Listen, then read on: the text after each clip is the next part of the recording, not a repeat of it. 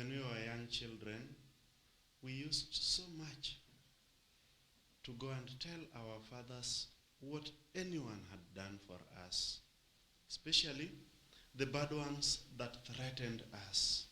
Tulikuwa tunaenda kuwashtaki because we knew our fathers were very strong people, to an extent that even if somebody decides to beat your father and your father is lying down, a child anaweza mshangilia ya kwamba baba anampiga style ya chini, baba amelala chini na anampiga juu. That is children.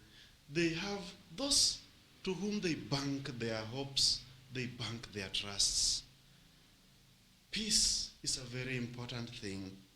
Yesterday, in our first reading, Prophet Jeremiah was telling the Israelites that the Lord is going to change the tactics of not giving tablets, but inscribing his laws in their hearts. And the law of God is the law of love. And where love is, there is peace. That is why today, in our first reading, we hear Prophet Nahum saying, "Behold on the mountains the feet of him who brings good tidings, who proclaims peace. Keep your feasts." Because these people are in the love of God, they are peaceful and can keep the feasts of the Lord. But then, if they don't keep these feasts, if they don't keep these laws that the Lord has inscribed in their hearts, then the Lord is now going to warn them again. For this is the Lord, the author of life, who can give life and who can take away that life. That is why we are told, I kill and I make alive. I kill and I make alive. If we do not want to be killed, then we must run to him who is the author of life. But then remember, this author of life is the same one who kills.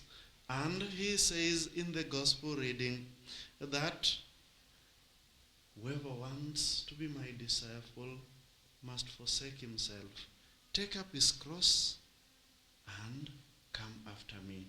Follow me. What are your crosses as a Christian? Do you have the cross of humility? To be humble, it means you must forsake and forgo other things. Forsake pride so that you remain humble. Do you have the cross of peace with you? Do you have the cross of love with you? Being selfless, giving until it hurts. We are just approaching the electioneering period, and we must take this gospel to be our core, the core of the lives that we are going to live. That if we want peace, then we must take up the cross of peace.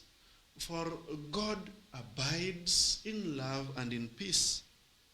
Remember, whoever will save his life will lose it, and whoever loses his life for the sake of Christ will find it.